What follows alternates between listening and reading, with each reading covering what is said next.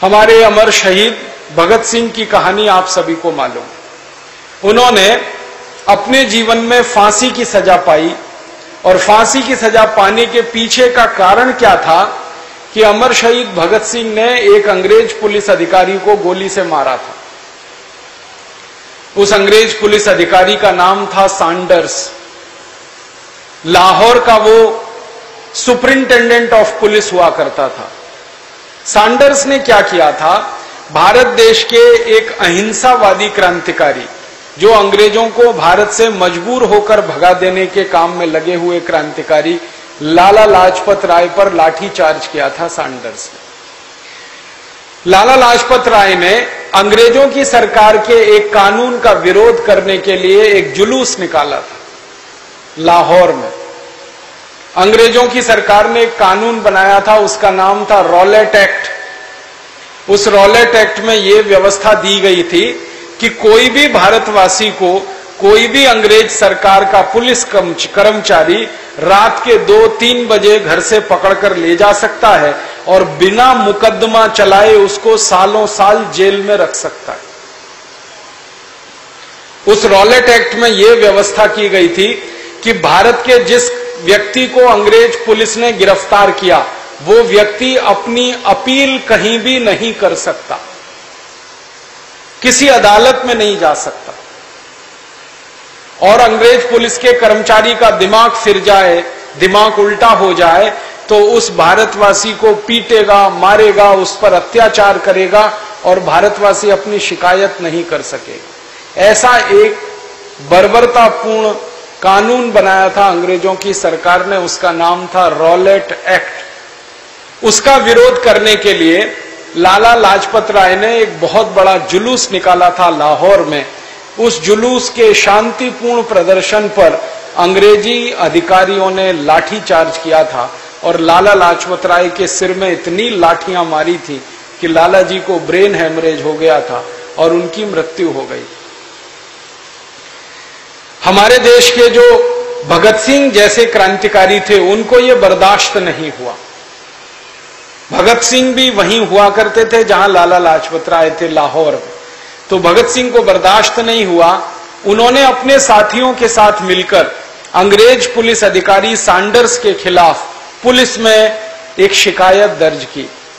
Police की उस शिकायत के आधार पर इंक्वायरी हुई, जांच हुई। जांच में पाया गया कि लाला जी के ऊपर लाठियां बरसाई गई थी बिना किसी कारण के। लाला जी ने ऐसा कोई काम नहीं किया था कि उनको लाठियों से पीटा जाए। न उन्होंने संपत्ति का नुकसान किया, न उन्होंने पुलिस का कोई नुकसान किया, न पुलिस के खिलाफ उन्होंने कोई अपशब्द कहा, न पुलिस के खिलाफ कोई कार्यवाही की, न किसी को उकसाया, न किसी को भड़काया, फिर भी उनके सिर में लाठियां मारी गई। ये जांच में बात निकल के आई। तो शहीद आजम भगत सिंह का यह कहना था कि सैंडर्स नाम के अधिकारी को दंड मिलना चाहिए, क्योंकि उसने बिना किसी कारण लाला जी को सिर में लाठियां मारी और लाला जी का ब्रेन हेमरेज हो गया। लेकिन जब सैंडर्स के सामने यह बात आई तो सैंडर्स ने कहा कि मुझे कोई सजा मिल नहीं सकती, कोई दंड मुझे हो नहीं सकता, क्योंकि मैंने जिस कानून के आधार पर यह काम किया है वो कानून मेरे पक्ष में है, पिटने वाले के पक्ष में नहीं। उस कानून का नाम क्या? उस कानून का नाम है इंडियन पुलिस एक्ट। यह कानून कब बना था? सन 1860 में। और यह घटना कब हुई थी? 1927 में। 1860 में अंग्रेजों ने कानून बनाया इंडियन पुलिस एक्ट। उसमें हर पुलिस अधिकारी को एक अधिकार दिया गया, उसका अंग्रेजी में नाम है right to offence. Right to offence का माने पीटने का अधिकार, मारने का अधिकार, हमला करने का अधिकार, अत्याचार करने का अधिकार। ये सारे अधिकार अंग्रेज अधिकारियों को दिए गए, पुलिस को दिए गए, लेकिन जिसको पीटा जा रहा है उसको बचाव करने का कोई अधिकार नहीं दिया गया। इस 1860 के इंडियन पुलिस एक्ट के बारे में जितना अध्ययन मैंने किया, दो ही बातें मेरे समझ में आई। हर पुलिस अधिकारी को राइट टू ऑफेंस है, पिटने वाले को राइट टू डिफेंस नहीं है। आपके ऊपर अगर पुलिस लाठी चार्ज कर रही है तो आप पिट लीजिए पुलिस से, उसकी लाठी को पकड़ने की कोशिश मत करिए, नहीं तो मुकदमा आपके खिलाफ बनेगा कि आपने पुलिस अधिकारी को ड्यूटी करने से रोका, उसका कर्तव्य करने से रोका। मतलब बिल्कुल सीधा है। कानून अंग्रेज पुलिस के समर्थन में था, भारत के क्रांतिकारियों के विरोध में था। तो सैंडर्स ने जब अदालत में यह बहस उठाई और उसने कहा कि मुझे तो कोई दंड नहीं हो सकता, मुझे तो कोई सजा नहीं हो सकती, क्योंकि ये कानून के आधार पर मैंने काम किया है। अब इसमें लाला जी का सिर फट गया तो मैं क्या करूं? मैंने तो मेरी ड्यूटी निभाई थी, मेरा अधिकार है कि मैं उनके सिर पर लाठी बरसाऊं। लाला जी मर गए तो मैं क्या करूं? जब इस तरह की बहस हुई तो भगत सिंह को बहुत क्रोध आया और इस बहस का अंतिम परिणाम क्या निकला? सैंडर्स को बाइज्जत बरी किया गया, उसको कोई सजा नहीं हुई, उसको कोई दंड नहीं हुआ। तो भगत सिंह ने फिर कसम खाई कि अब न्याय मुझे अपने हाथों से करना पड़ेगा, अंग्रेजी व्यवस्था से न्याय की हम उम्मीद नहीं कर सकते। अपने हाथों से न्याय करने के लिए ही भगत सिंह ने अपनी एक टोली बनाई, जिस टोली में चंद्रशेखर आजाद उनके सहयोगी बने। भगत सिंह एक, राजगुरु एक, सुखदेव एक, चंद्रशेखर आजाद एक, ऐसी करके एक टोली तैयार हुई। इस टोली ने कसम खाई कि आज नहीं तो कल इस सैंडर्स को हम मार डालेंगे। क्यों? क्योंकि सैंडर्स का जिंदा रहना बहुत खतरनाक है। इसने आज एक लाला जी को मारा है सिर पर लाठी के, कल दूसरे लाला जी को मारेगा, फिर तीसरे को मारेगा, और सारे देश में इसी तरह का माहौल अगर बना तो क्रांतिकारियों के तो जिंदा रहने का कोई स्थान नहीं बचेगा। इसलिए सैंडर्स को मरना बहुत जरूरी है। और इन्होंने एक दिन समय देखकर सैंडर्स को गोली मारी।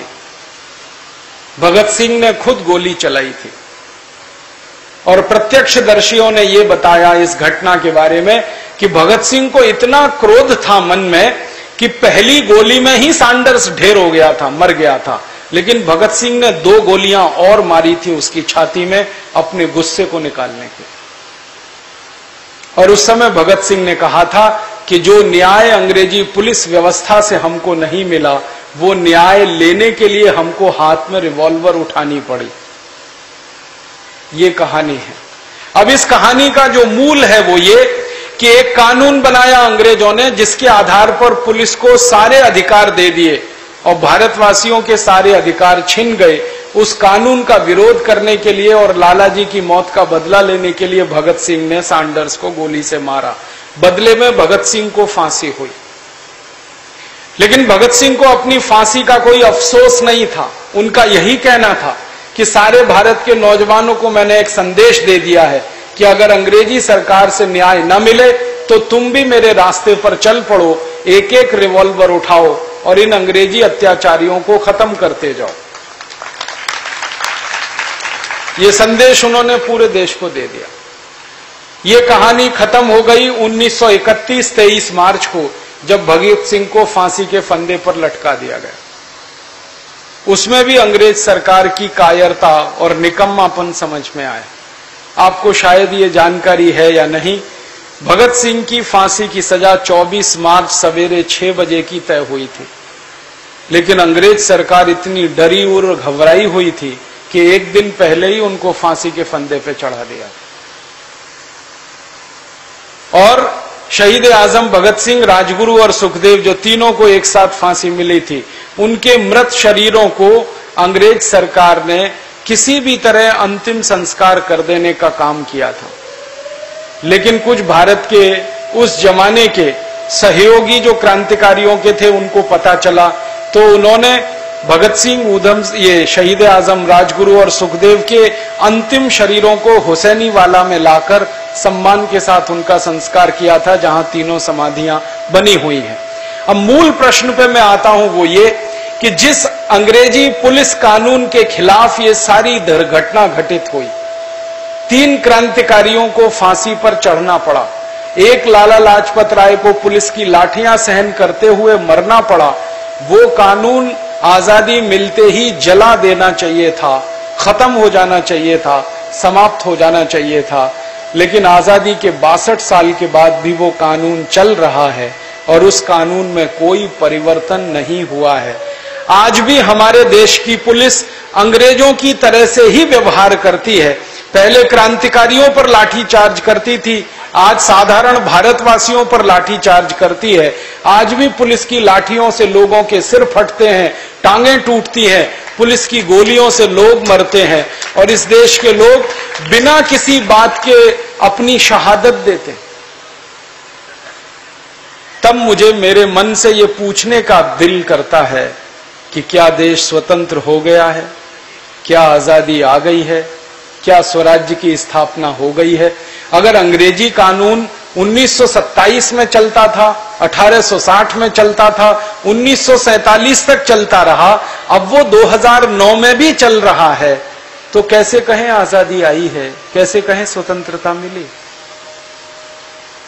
अब तो बहुत अफसोस है कि पहले गोरे अंग्रेजों की पुलिस थी जो लाठी मार करके भारतवासियों को लहूलुहान करती थी। अब काले अंग्रेजों की पुलिस हो गई है जो लाठी मार के भारतवासियों को लहूलुहान करती है। अंतर बस इतना ही है, पहले गोरे अंग्रेजों के आदेश पर होता था, अब काले अंग्रेजों के आदेश पर यह होता है। काम तो वही होता है। कई बार मुझे अब दिल रोता है, कई घटनाएं ऐसी होती हैं इस देश में। थोड़े दिन पहले एक घटना घटित हुई दिल्ली में। मैं टेलीविजन पे समाचार देख रहा था। एक दिन समाचार आया कि दिल्ली में कुछ अंधे लोगों की संस्थाओं ने अपनी मांग सरकार के सामने प्रस्तुत करने के लिए एक जुलूस निकाला। दिल्ली में एक स्थान है, उसका नाम है जंतर मंतर। आजकल सारे जुलूस जंतर मंतर पर निकलते हैं, वहीं खत्म हो जाते, उससे आगे जाने नहीं देते। तो जंतर मंतर पर अंधे लोगों की संस्था, जिसका नाम है राष्ट्रीय अंध संस्था, नेशनल ब्लाइंड्स एसोसिएशन, उनकी तरफ से जुलूस निकाला गया। अंधे लोग देख नहीं सकते, इसलिए हर एक अंधे व्यक्ति के साथ एक ऐसा व्यक्ति था जो आंखों से देख सकता था। वो अपनी कुछ छोटी सी मांग प्रस्तुत कर रहे थे सरकार के सामने। मांग क्या थी कि अंधे लोगों को रेलगाड़ी में या बस में जो टिकट पर थोड़ी छूट मिलती है, वो छूट उस सहयोगी को भी मिले जो उनके साथ चलता है। कोई बड़ी मांग नहीं थी, साधारण सी मांग थी। इस मांग को प्रस्तुत करने के लिए अंधे लोग इकट्ठे हुए और हमारे काले अंग्रेजों की पुलिस ने बर्बरता से लाठियां चलाई और 17 अंधे लोगों के सिर फट गए, उसमें लहूलुहान हो गए। क्योंकि वो तो अपनी जान बचाने के लिए भाग नहीं सकते, क्योंकि उनको दिखाई नहीं देता। ऐसी पुलिस की हमारी व्यवस्था है। उस दिन मैंने अपने आप से पूछा, क्या देश आजाद हो गया? क्या हम स्वतंत्र हो गए? कानून तो वही चल रहा है, व्यवस्था तो वही चल रही है जो अंग्रेजों के जमाने में थी। एक और घटना सुनाता हूं आपको। एक बार इस हिंदुस्तान के कुछ विकलांग लोगों ने अपनी मांगों के लिए कुछ प्रदर्शन किया, जिनके पांव पोलियोग्रस्त हैं। आप जानते हैं कि जिनके पांव पोलियोग्रस्त होते हैं वो हाथ से साइकिल चलाकर, रिक्शा चलाकर अपनी जिंदगी बिताते हैं। तो हाथ से साइकिल, रिक्शा चलाकर सैकड़ों मील का सफर करके लोग इकट्ठे हुए अपनी मांगों के ज्ञापन को प्रस्तुत करने के लिए। पुलिस ने उन पर भी लाठियां चलाई, उनकी साइकिलें तोड़ी गईं, उनके सिर फोड़े गए, उनकी टांगें तोड़ी गई। और एक घटना सुनाता हूं आपको। हमारे देश में राजस्थान नाम का एक राज्य है, वहां एक सरकार चला करती थी थोड़े दिन पहले, भारतीय जनता पार्टी की। उस सरकार की मुख्यमंत्री थी विजया राजे सिंधिया। माफ करिएगा, वसुंधरा राजे सिंधिया। वसुंधरा राजे सिंधिया सरकार ने राजस्थान में एक फैसला किया। फैसला क्या किया? गांव गांव में शराब की दुकानें खोली जाए। अद्भुत फैसला है। यह फैसला उस पार्टी की सरकार का है जो भारतीय संस्कृति की बात करते, भारतीय सभ्यता की बात करते, राष्ट्रीयता की बात करते। उनका फैसला है हर गांव में शराब की दुकान खोली जाए, हर व्यक्ति को शराब में डुबो दिया जाए। ये उनकी नीति और ये उनका फैसला। किसानों ने इसका विरोध किया और किसानों ने कहा कि हमको गांव में शराब नहीं चाहिए, पीने का पानी चाहिए। हमको गांव में शराब नहीं चाहिए, हमें हमारे खेत को पानी चाहिए। तो हमारे खेतों को पानी मिले और हमको पीने का पानी मिले, इसकी व्यवस्था सरकार करे तो वहां तक तो ठीक है। हमें शराब नहीं चाहिए पीने के लिए। परिणाम क्या हुआ? किसानों ने इस मांग के लिए अपनी रैली निकाली और वसुंधरा राजे सरकार ने उस रैली पर गोली चलाने का आदेश दिया। 14 किसान एक स्थान पर तत्काल मारे गए। ऐसी हमारी पुलिस व्यवस्था और ऐसी हमारी राज्य व्यवस्था। अहंकार और मद में चूर अगर कोई मुख्यमंत्री इस मूर्खता के फैसले के साथ अपने आप को प्रस्तुत करे तो ऐसों को तो मुख्यमंत्री पहले बनना ही नहीं चाहिए, और बने तो कान पकड़कर उनको नीचे ही उतार देना चाहिए। उनको बिठाकर रखने की कोई जरूरत नहीं।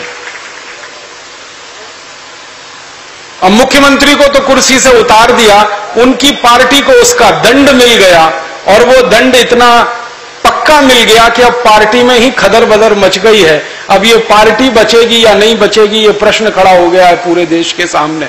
उस पर मैं ज्यादा टिप्पणी नहीं करना चाहता। मैं जो मूल बात पे आना चाहता हूं वो ये कि भारतीय संस्कृति, भारतीय सभ्यता, राष्ट्रीयता की बात करने वाली भी सरकारें पुलिस का वैसा ही इस्तेमाल करती हैं जैसे अंग्रेज किया करते थे। पुलिस उनके लिए वही है जो अंग्रेजों के लिए, गोली चलाने वाली, लाठी चलाने वाली, सिर तोड़ने वाली, पांव तोड़ने वाली। एक और उदाहरण देता हूं आपको। बंगाल नाम का एक राज्य है जहां पर कम्युनिस्ट पार्टी का शासन है। वहां पर एक छोटा सा गांव है, उसका नाम है सिंगूर। सिंगूर गांव के किसानों से जमीनें छीनी गई जबरदस्ती। किसान जमीन देना नहीं चाहते, जबरदस्ती उनसे जमीनें छीनी गई। उन जमीनों को बचाने के लिए किसानों ने संघर्ष करना शुरू किया और अपने आप को पुलिस के सामने उन्होंने खड़ा पाया। तो बंगाल की सरकार ने भी पुलिस को वही आदेश दिया जो राजस्थान सरकार ने दिया था, गोली चलाओ, लोगों को मार डालो। 17 लोगों को एक दिन में मारा, 21 लोगों को दूसरे दिन में मारा और गोलियां चला चला कर लोगों को लहूलुहान कर दिया। बंगाल की पुलिस ने, जो अपने आप को कम्युनिस्ट कहते हैं, सर्वहारा वर्ग का प्रतिनिधि कहते हैं, जो अपने आप को गरीबों का मसीहा कहते हैं, उनके राज्य में भी पुलिस गरीबों को ही मारती है, सर्वहारा को ही मारती है। मतलब सीधा सा ये है, राजस्थान की पुलिस हो या बंगाल की पुलिस, चरित्र सबका एक ही है। बीजेपी के सरकार में ये दुर्घटना हो या कम्युनिस्ट सरकार में, चरित्र एक ही है, कानून एक ही है, व्यवस्था एक ही है, तरीके एक ही हैं। इसलिए मैं अपने आप से कई बार पूछ लेता हूं, क्या देश आजाद हो गया? क्या हमको स्वतंत्रता मिल गई? जब अत्याचारी कानून अंग्रेजों के जमाने के पुलिस का आज भी चल रहा हो, कैसे कहें कि देश आजाद हो? इसलिए मैं मानता हूं शहीदों का सपना पूरा नहीं हुआ। शहीद आजम भगत सिंह ने जिस कानून के खिलाफ लड़ते हुए अपनी जान दी है, वो कानून अभी भी जीवित है। लाला लाजपत राय ने जिस कानून के अत्याचार को सहते हुए अपनी जान दी है, वो कानून अभी तक जीवित है।